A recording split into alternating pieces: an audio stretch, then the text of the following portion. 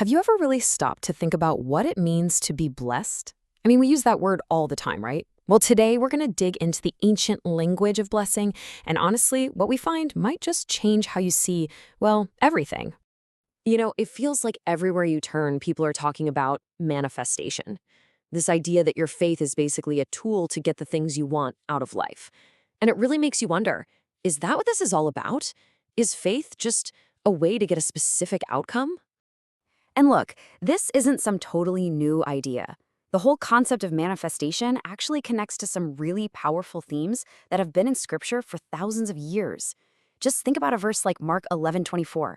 Whatever you pray and ask for, believe that you have received it, and it will be yours. You can absolutely see the connection there. So this sets up a really fascinating tension. On one hand, we have this very modern question: is faith just a tool for getting a thing? But what if the ancient world was asking a completely different question?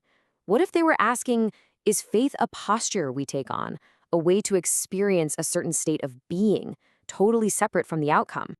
And that is exactly what we find when we go back to the original languages of the Bible.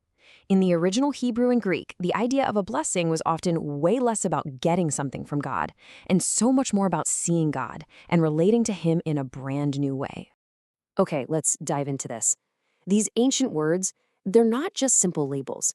It's better to think of them as spiritual frameworks. They're almost like a new pair of glasses, designed to completely reshape our posture, our attitude, and even our awareness of God working all around us. We're going to start in the Hebrew scriptures, where we find two incredibly powerful frameworks. One is all about recognition, and the other is about witness. So the first word is Baruch. When you see this word in the Bible, it's not about buttering God up to get something in return. No, it's an act of intentional recognition. It's a moment where you are actively waking up your own perception to see and acknowledge that God is present in your life, right here, right now.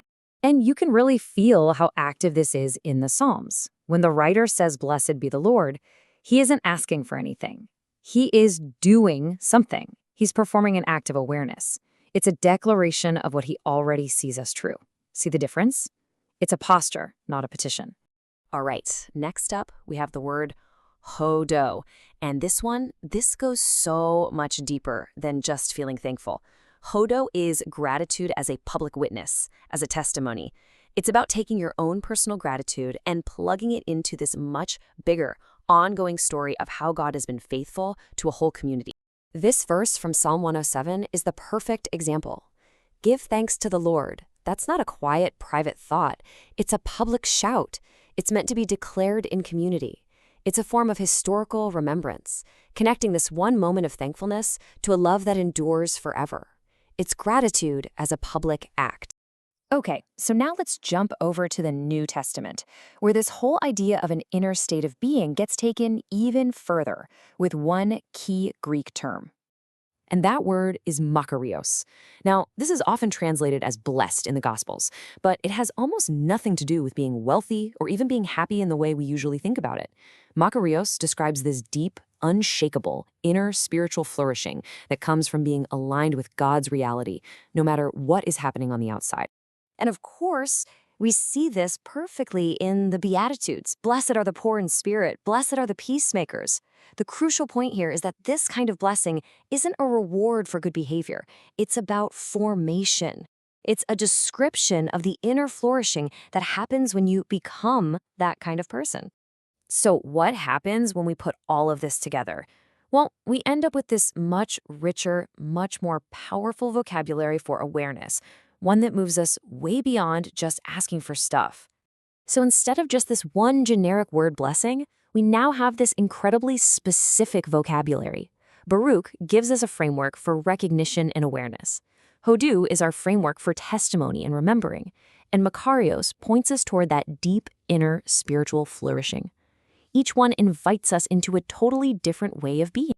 At the end of the day, what these ancient words do is invite us into a completely different relationship with the divine. They shift us from being consumers, just asking for things from our spiritual life, to being active participants in it. These words are tools that help us see the sacred right in the middle of our ordinary everyday life. So, all this leaves us with one last really powerful question to think about. If the words we use aren't just labels, if they're actually frameworks that shape our perception, then what kind of reality are your words building for you?